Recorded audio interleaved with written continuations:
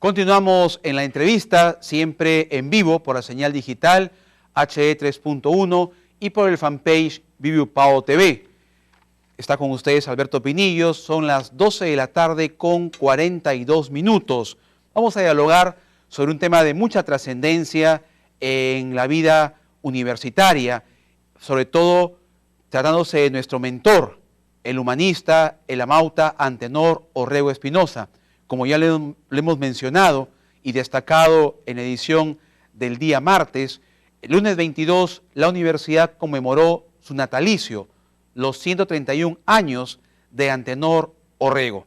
Y tuvimos el grato honor de contar en la ceremonia académica con la disertación de un destacado filósofo y además escritor, novelista como es el maestro Gustavo Flores Quelopana, quien lo tenemos ahora en la entrevista para profundizar acerca de este discurso denominado Las 4 estaciones de Antenor Orrego y el legado del pensamiento orreguiano. ¿Cómo está, maestro Gustavo Flores? Bienvenido a la entrevista. Muy buenas tardes. Buenas tardes y muy complacido por la presente entrevista. Bien, ahora nos dejó gratamente impresionados y la rectora lo manifestó también con mucha emoción. La disertación que usted tuvo para toda la comunidad orreguiana a partir de estas reflexiones que usted realizó sobre las 4 estaciones de Antenor Orrego. ¿Cómo entender o cómo interpretar ya en nuestra vida diaria, maestro Flores, estas 4 estaciones o dimensiones del pensamiento, de la filosofía de Antenor Orrego Espinosa? Hay que entenderla y hay que interpretarla como una lucha frontal y decidida contra la ola nihilista que encarna la civilización neoliberal, que está encarnada en el occidente liberal. Esa lucha tenemos que asumirla porque el mensaje humanista de Orrego no es un mensaje inmanentista. Orrego no es un humanista inmanentista, no es un humanista terrenalista. Él es un humanista que cree en la trascendencia, por eso asume un humanismo ontológico, pero no de una ontología que se limita a lo inmanente, a lo terrenal, sino una ontología unida con el Dios trascendente. No un Dios como energía espiritual, como una energía cósmica, como un Dios impersonal, no, sino como un Dios personal. Por eso es que habla él con mucho coraje de Jesucristo, en términos muy encomiosos. Y esto debe ser muy claramente subrayado, porque lo que tenemos hoy día a través del occidente liberal y su propaganda anética, sin valores, la inversión nietzscheana de los valores con un discurso nihilista, es un profundo ateísmo disolvente de la civilización y disolvente del humanismo. Por lo tanto, hay que quitarle la careta a esta propaganda civilizatoria del occidente decadente y decir lo que es. Es en realidad un movimiento luciferino, es un movimiento que está contra los valores superiores del hombre. Ese es el principal legado y el principal mensaje al que nos lanza con mucha hidalguía el pensamiento de Antenor Orrego. Bien, y antes de analizar brevemente estas 4 estaciones, quiero destacar que usted fue muy enfático durante su disertación al decir que Antenor Orrego pues era un humanista, ya lo mencionó, ontológico y a la vez un luchador social, y subrayó la palabra que no era un comunista.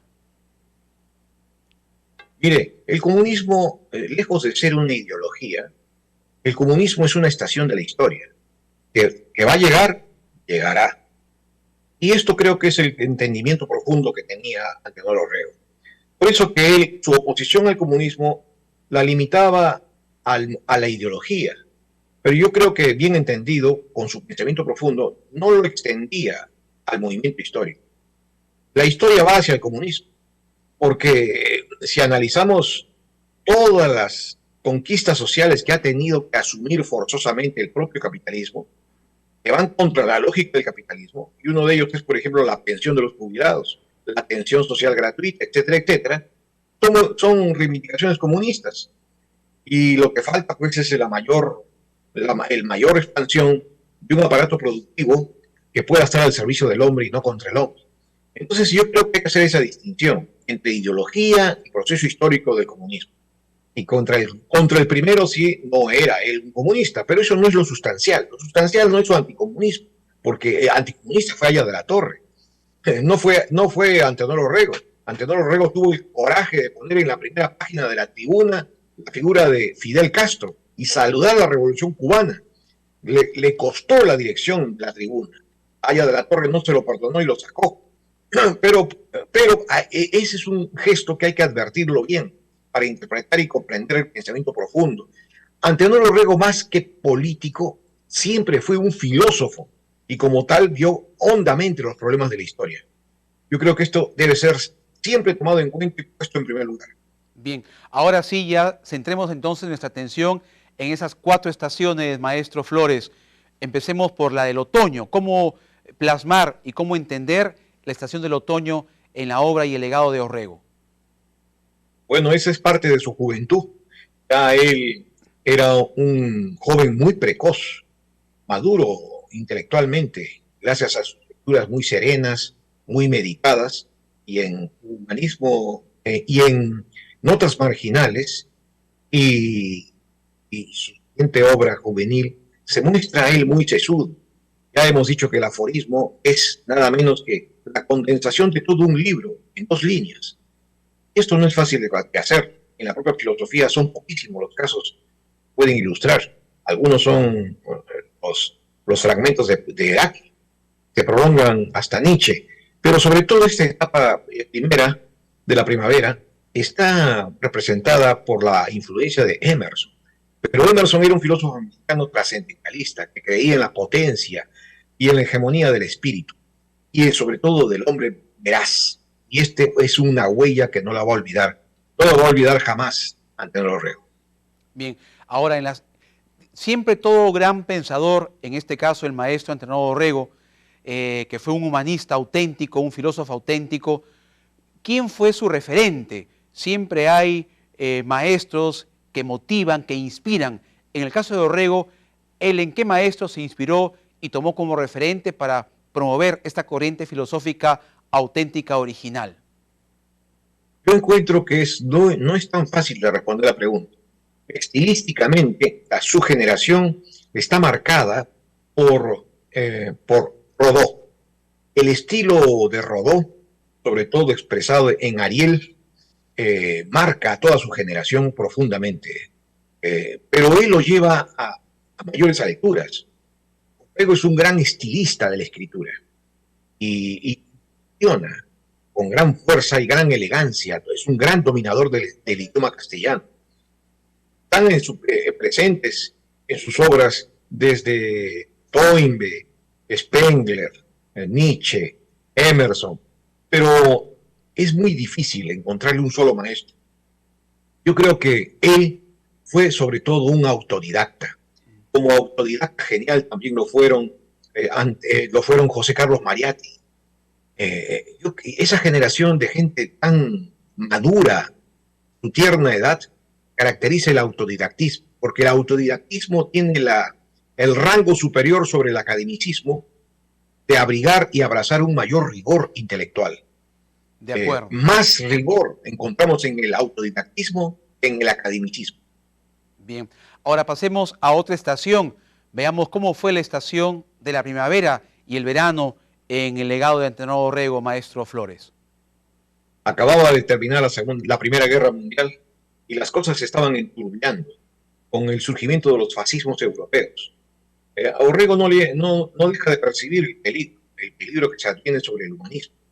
Y esto coincide en América Latina con la postura de la lucha antiimperialista, que en este caso ya había muerto, ya había dejado esta vida Mariátegui, y sí, la seguía enarbolando de manera revolucionaria Víctor Raúl Aya de la Torre, aunque sea en posiciones reformistas, pero seguía promoviendo una sociedad antifeudal, antioligárquica y más democrática. Entonces eran horas revolucionarias, el mundo estaba siendo sacudido por una ola reaccionaria, que era el fascismo, por una ola conservadora, que era el liberalismo, y por una ola revolucionaria que buscaba la justicia social sin incurrir en el comunismo. Esa era la hora de los años 30, y la bandera del antiimperialismo no podía sino ser abrazada y cogida por el pensamiento de Antenor Orrego. Este humanismo antiimperialista caracteriza la segunda etapa de Orrego. De acuerdo. Y finalmente, ¿cómo concluye esta estación del invierno en esta reflexión de Antenor Orrego Espinosa? La reflexión del invierno, pasando por el otoño, que sería hacia un humanismo americano, la reflexión del invierno concluye con su libro tan desconocido, tan poco leído, tan poco meditado y evaluado, que se llama Meditaciones ontológicas. Esta obra debe ser realmente objeto de una edición científica, no de la edición que acaba de llegar a mis manos de la UPAO es meritoria porque tiene el objeto de divulgarla entre los alumnos. Pero los alumnos con una edición así de divulgación no lo van a entender.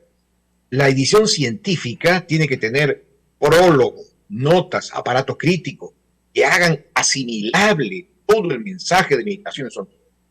Por lo tanto, creo que la UPAO tiene que asumir la tarea impostergable de editar una edición científica